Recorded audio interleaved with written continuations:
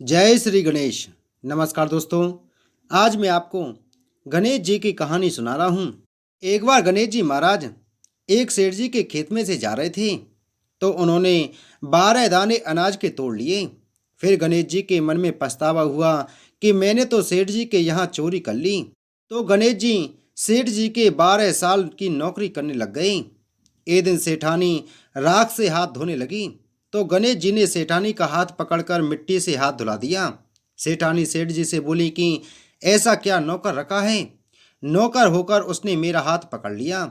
सेठ जी ने गणेश जी को बुलाकर पूछा कि तुमने सेठानी का हाथ क्यों पकड़ा? तो गणेश जी ने बोला कि मैंने तो एक सीख की बात बताई है। राख से हाथ धोने से घर की लक्ष्मी नाराज होकर घर से चली जाती है और मिट्टी से हाथ धोने से आती है।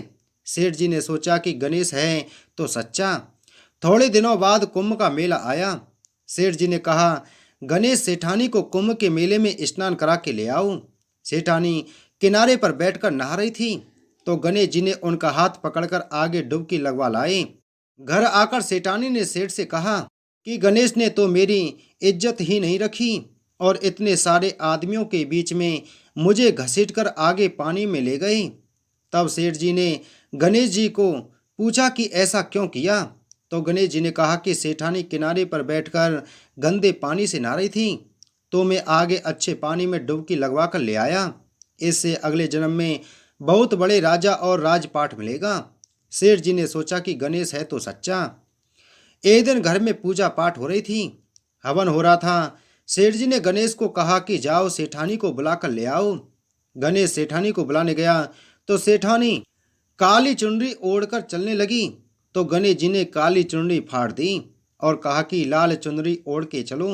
सेठानी नाराज होकर सो गई। सेठ जी ने आकर पूछा क्या बात है? तो सेठानी ने बोला कि गणेश ने मेरी चुनरी फाड़ दी।